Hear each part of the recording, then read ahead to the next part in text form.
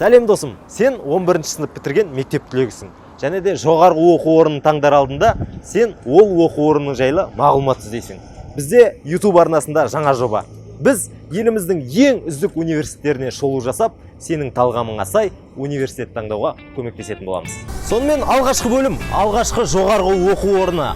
Орталық Азиядағы ең үздік университет, Қазақстанның мақтанышы, Әл-Фараби атындағы Қазақ ұлттық университеті. Кеттік!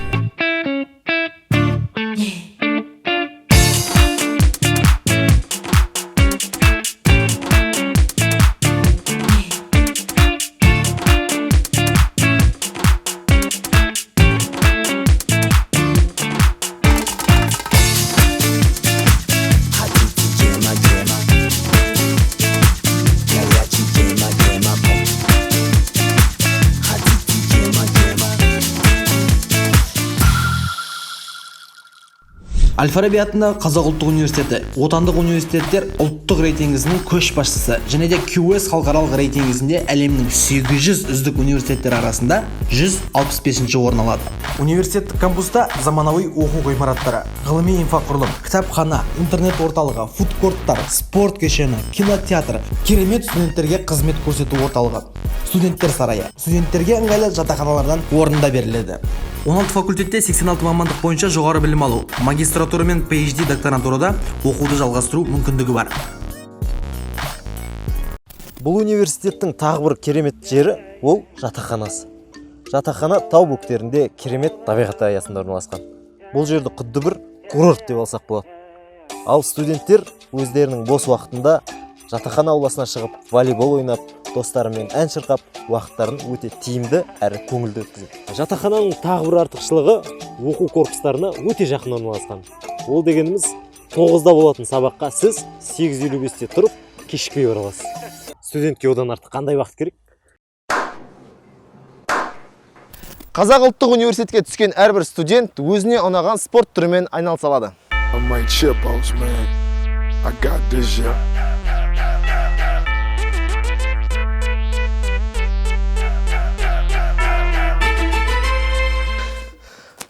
Дайынсың ба?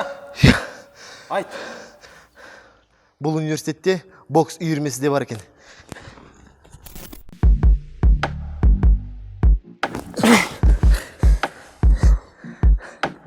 Бұл университетте бокстан бөлек кез келген күрес үйірмесі бар. Оның ішінде көп тараған түр.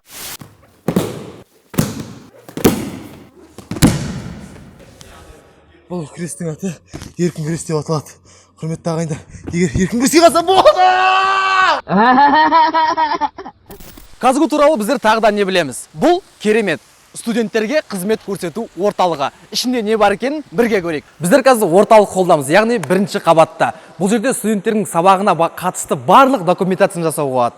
Және де бұл жерде диагностикалық центр бар. Екінші қабатқа өтетін болсақ, студенттік асхана, яғни студенттік кафе. Төменге қарай түсетін болсақ, канцтовар, супермаркет, кір жуатын жер, фото-видео студия және студенттердің өміріне қатысты барлық нәрселер бар екен. Рамазан маншын натуре бәрі бар екен. 21 ғасырды интернетсіз елестету мүмкін емес. Біздер қазір жастар интернет орталығындамыз. Бұл жерде студенттердің сапалы білім алуына барлық жағдай қарастырылған. Basketball isn't easy. All my life I've been striving to make myself better. Бұл спорт жайлы түсіндірудің қажеті жоқ шығар. Түсті ме?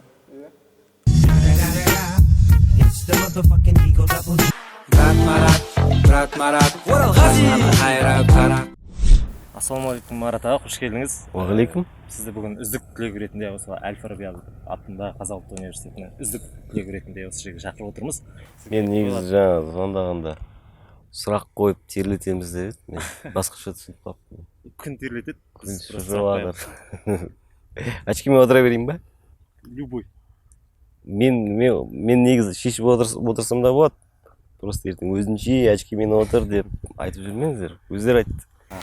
Сіз бірінші қай жылы оқыдыңыз осы? Мен 2001 жылы түстім. Сөйтіп 2007-ге дейін Казгуда оқыдым. 2009-ға дейін жұмыс жасадым. Қандай мамандықта? 2001-де Шығыстану факультетіне түстім. Одан кейін 2005-те халықаралық қатынастарда магистратураны бітірдім. Одан кейін ректоратта 1,5 жылдай ма жұмыс жасадым. Комитет молодежных организаций дейтін, КМО дейтін. Комитетчик болдық. КМО дейтін организация, казгушниктер біледі, КМО дейтін организация. Сол жастардың организация. Сол КМО, комитет Марата Оралгазина дейтін. Өзіңіз білесіз, студенттердің екі түрі болады. Біреу ботаник, біреу кайфушник. Сіз қай? Мен кайфушник болдым. Кайфушник? Жоқ, мен бірақ бәрін үлгеретінмін мен. Мен КВНщик болдым. Одан кейін мен нені Шығыстану факультетін 1-4-сіз бітірдім. Бәрі 3. Жоқ, қызылға бітірдім. Қызылға? Қызылға бітірдім, бірақ магистратураны 3-4-мен бітірдім.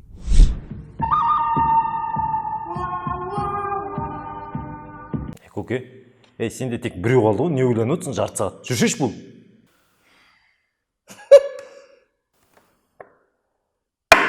Хоп. Хоп. Не ол, тұтылып қалдың ба? Сен басың шысайын ма? Біз шахмат ойнап отырық қой.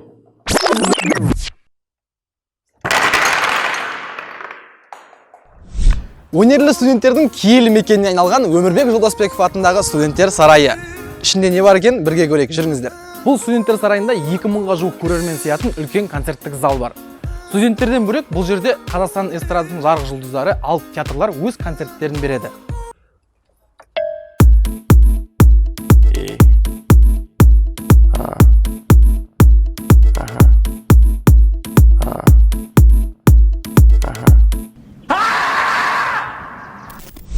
Ал бұл Қазақ ұлттық университетінің стадионы.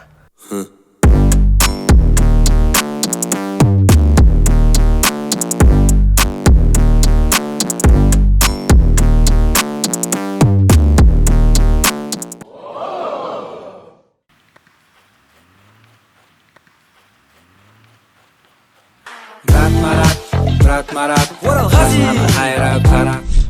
Жалпы бұл университет таңдаған кезде қандай критериялар бар? Бұл негізі Қазақ ұлттық университеті біріншіден number one ғой. Не болсын, КИМЭП, КБТУ, Нұрсұлтан университеті. Кім шығып жатса да бұның атмосферасы, аурасы бөлек, тарихы бөлек дүние ғой. Қаланың ішіндегі қала ғой. Мысалы, сен қай жердікісің десең, бәрібір Оралданмын дейді, Алматыданмын дейді, біз Казгудан дейміз. Бұл Олимпиада чемпионы Дмитрий Баландин атындағы жүзу бассейні. Бұл жерде сізге кез келген Кітап алтын қазына, ал кітапхана іші қазынаға толы алтын сандыққа тең. Біздер қазір орталық Азиядағы ең үлкен кітапхананың алдында тұрмыз. Бұл жерде көзін жауын алатын Әл-Фараби атамыздың трактатылары жазылған онлайн кітабы бар.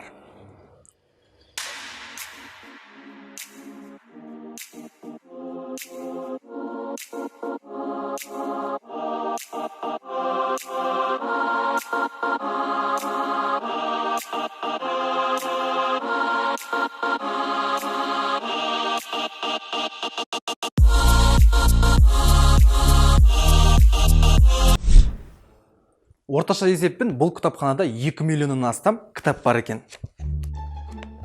Бекжан, 2 миллион кітап бар екен, сен түсінбесең. Сенем, е? Сен сенесің бе? Жоқ, сенбейтін бар ғой. Сенбесең санап көрші.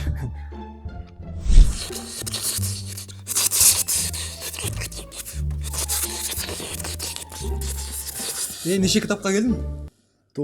Басың істей ме, сенің шатастырып жүрдің ғой әлі. 3 сағат бойы менен бәрі шатасып санап отқанда. Ал неше кітап санадың? 17-сіне келдім, 17-ге. Бұл кітапханамыздың 3-ші қабаты, яғни электронды кітапхана. Бұл жерде студенттеріміз ғаламтордан өзіне керекті мағлұматтарды қарай алады. Не қарап отырсың? Анатомия қарап отырмын, брат. Анатомия қарап отқанда уверенсің бе?